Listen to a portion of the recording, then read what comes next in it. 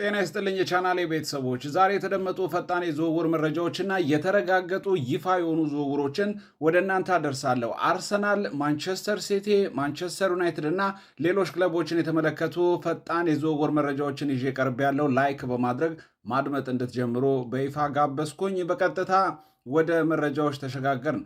አርሰናል የግሪኩን ተጫዋች ክሪስቶስ ዞሊስን ማስፈረሙን ይፋ አድርጓል። እንደሚታወሰው ባሳለፍነው ሳምንት መድፈኞቹ ከክለብ ብሩዥ ጋር ከስምምነት ላይ መድረሳቸው የሚታወቅ ነው።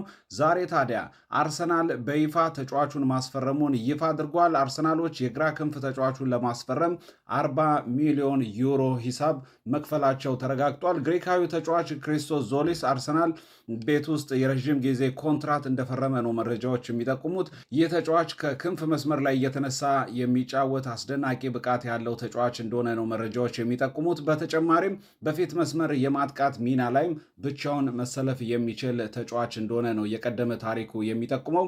ባሳለፍነው የውድድር ዘመን በቤልጅየም ሊግ በነበረው ቆይታ አጠቃላይ 36 ጨዋታ አከናውኖ 40 ግቦች ላይ ተሳትፎ አድርጓል። 17 ግብ አስቆጥሯል። 25 ግብ ደግሞ ወደ ግብነት የተቀየሩ ኳሶችንም ጭምር አመሻሽቶ ማቀበል የቻለ እጅግ በጣም አስደናቂ ብቃት ያለው ተጫዋች እንደሆነ ነው መረጃዎች የሚጠቁሙ። ተጫዋቹ አሁን ላይ የሚያስፈልገው በእንግሊዝ ፕሪሚየር ሊግ ላይ መጥቶ ስኬታማ ይሆናል ወይ የሚለው ነው። ከዚህ ቀደም በነገራችን ላይ በእንግሊዝ ፕሪሚየር ሊግ ለኖርዌች ተጫውቶ ነበርና በአጠቃላይ ችሎታውን አጎልብቶ መጥቷል ማለት እንችላለን። ስለዚህ አርሰናሎች በቀጣይ የውድድር ዓመት በሚኖራቸው ጨዋታዎች ላይ ይህንን ተጫዋች እንጠብቋለን ማለት ነው። 17 ቁጥር መለያን እንደሚለብስ አርሰናሎች ይፋ አድርጓል። የአርሰናል ስፖርቲንግ ዳይሬክተር አንድሬ በርታ ቶሌስን በማስፈረማችን በጣም ደስተኞች ነን ሲል አስተያየቱን ሰጥቷል። ተጫዋቹን በበኩሉ በቀጣይ የውድድር ዓመት የዚህ ቡድን አካሌ በመሆኔ በጣም ተደስቻለሁኝ።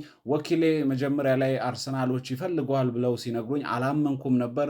አሁን እጅግ በጣም ደስተኛ ነኝ። የእንግሊዙን ሻምፒዮን በመቀላቀሌም አስደናቂ ነገር ነው ሲል አስተያየቱን ሰጥቷል። ሌላኛው የዝውውር መረጃችን የሚመለከተው ጋርናቾን ነው። አስቶን ቪላ በትላንትናው ዕለት ጋርናቾን ለማስፈረም ከቼልሲ ጋር መስማማቱን የተመለከተ መረጃ ቀደም ሲል ነግሬያችሁ ነበር። ዛሬ ግን በይፋ አስቶን ቪላ ተጫዋቹን ማስፈረሙን ይፋ አድርጓል። ይህንን ተከትሎ በአስቶን ቪላ ቤት ተጫዋቹ በዚህ የውድድር ዓመት በውሰት ውል ይቆያል። ከዛ በኋላ ግን የውሰት ውሉ ሲጠናቀቅ የ4 ዓመት ውልን በይፋ አስቶን ቪላዎች ለተጫዋቹ እንደሚሰጡ ተረጋግጧል። አሌሃንድሮ ጋርናቾ በአሰልጣኝ ኡናይ ኤምሬ ስር እየተመራ ለሚገኘው አስቶን ቪላ የሚጫወት ይሆናል። በቀጣይ የውድድር ዓመት እንግዲህ በአስቶን ቪላ ቤት ምን አይነት ብቃትን ጋርናቾ ያስመለክታል የሚለው የሚጠበቅ ነው። ምክንያቱም በማንቸስተር ዩናይትድ ቤት ውስጥ ጥሩ ጅማሮ ቢኖረውም ከጸባዩ ጋር ተያይዞ ተደጋጋሚ ችግሮችን በቡድኑ ውስጥ ፈጥሯል በሚል እንዲሁም ከአሰልጣኝ ሩበን አሞሪም ጋር መልካም ያልሆነ ግንኙነት ስለነበረው ከቡድኑ እንዲለቅ መደረጉ የሚታወስ ነው።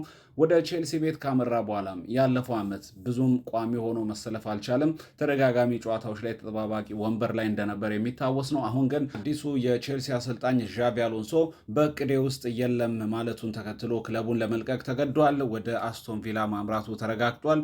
ኡናይ ኤምሬ በጋርናቾ ፊርማ ተደስተናል፣ እሱ ገና ወጣትና ባለተሰጥኦ ተጫዋች ነው፣ ስለዚህ እቅዳችንን ለማገዝ ትልቅ የሆነ አቅም ይኖረዋል ሲሉ ስለ ጋርናቾ አስተያየታቸውን ሰጥቷል። ጋርናቾን በበኩሉ በፕሪሚየር ሊጉ ላይ እጅግ በጣም ድንቅ ከሆኑ ቡድኖች መካከል አንዱን በመቀላቀሌ ደስተኛ ነኝ ሲል አስተያየቱን ሰጥቷል።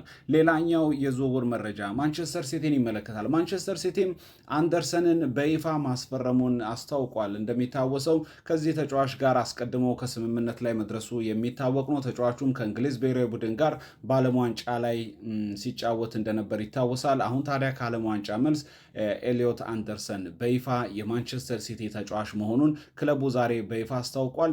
በ5 ዓመት ውል ነው ውሃ ሰማያዎቹ ይህንን ተጫዋች ያስፈረሙት። እጅግ በጣም አስደናቂ ብቃት ያለው ተጫዋች ነው። በዓለም ዋንጫው ላይ ከእንግሊዝ ብሔራዊ ቡድን ጋር ተመልክተናል።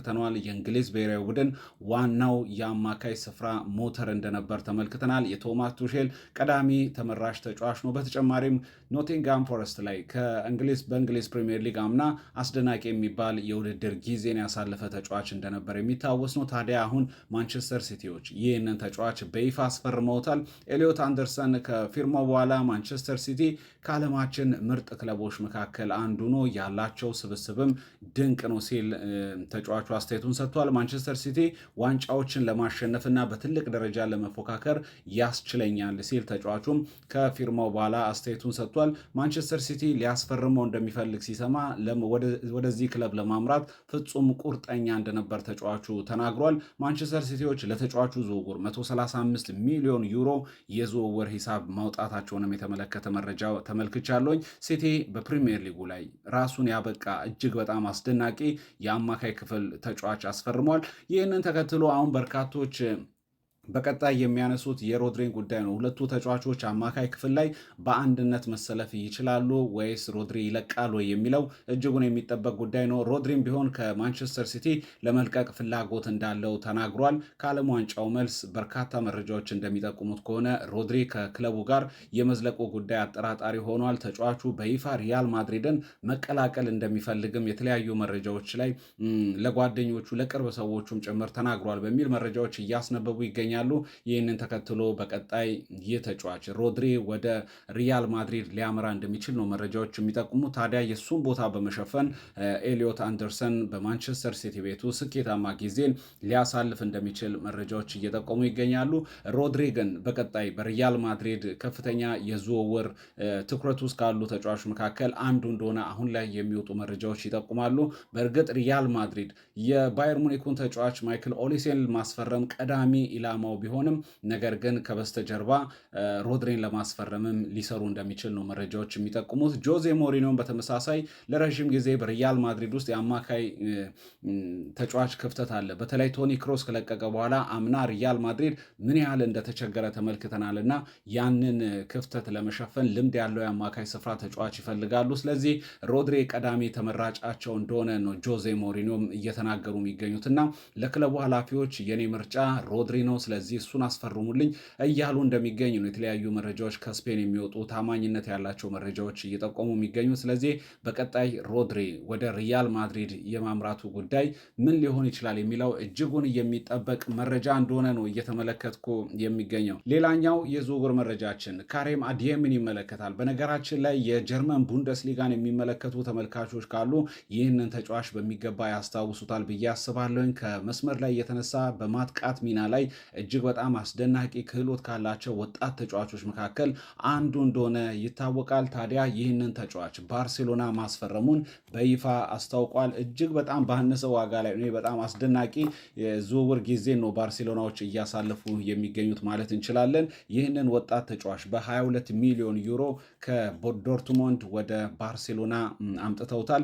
በነገራችን ላይ ያለፉትን 4 ዓመታት በቦሩሲያ ዶርትሞንድ በቡንደስሊጋው በነበረው ቆይታ እጅግ በጣም ጥሩ የሆነ ብቃትን እያሳየ ተጫዋች ነው። ክህሎቱም ቢሆን እያደገ የመጣ አስደናቂ ተጫዋች እንደሆነ የሚታወቅ ነው። ታዲያ ባርሳዎች ይህንን ተጫዋች አስፈርመውታል። ከክለቡ ጋር እስከ 2031 ድረስ የሚያቆየውን የ5 ዓመት ውል ፈርሟል። ካሬም አዲየሚ በጣም ጥሩ ብቃት ያለው ተጫዋች ነው። ከክንፍ መስመር ላይ የተነሳ የግብ ዕድሎችን መፍጠር የሚችል አስደናቂ የግራ መስመር ተጫዋች እንደሆነ የሚታወቅ ነው።